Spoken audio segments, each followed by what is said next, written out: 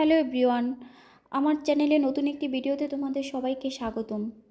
অবশ্যই তোমরা ভিডিওটি না টেনে সম্পূর্ণ দেখবে। আর যারা নতুন আছো তারা অবশ্যই সাবস্ক্রাইব করে দিবে আমার চ্যানেলটিকে।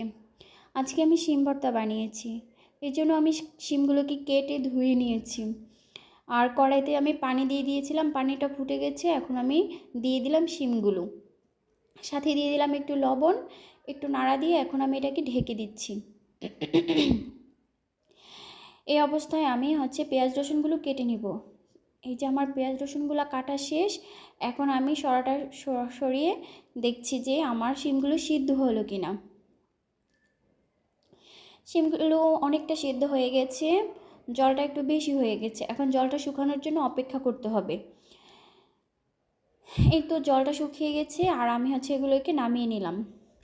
কড়াইয়ে দিয়ে দিলাম তেল। তেলটা হয়ে গেলে এখন দিয়ে দিলাম পেঁয়াজ, আর সাথে দিয়ে দিচ্ছি কিছু শুকনা মরিচ। ঝাল না হলে কিন্তু ভর্তা মজা হয় না, যদিও আমি একটু ঝাল অনেক বেশি খাই। এখন দিয়ে দিলাম রসুনগুলি। এখন এগুলিকে লাল লাল করে ভেজে নিচ্ছি। লাল লাল করে ভেজে নেওয়া শেষ। এখন দিয়ে দিলাম শিমগুলো। শিমগুলো দিয়ে একটু ভাজা ভাজা করে নেব। শিমগুলো একটু ভাজা ভাজা করে নিলে টেস্টটা বেশি ভালো আসে, খেতে দারুণ লাগে। এখন আমি এগুলোকে নামিয়ে নিলাম। এখন শিলনোড়ায় বেটে নিব। বাটা শেষ। এখন আমি একটা বাটিতে নামিয়ে নিয়েছি। এখন একটু সরিষার তেল দিয়ে দিব উপরে দিয়ে। একটু কাঁচা সরিষার তেল দিলে ভর্তাটা খেতে আরও বেশি মজা হয়। এই যে আমার ভর্তার ফাইনাল লুক।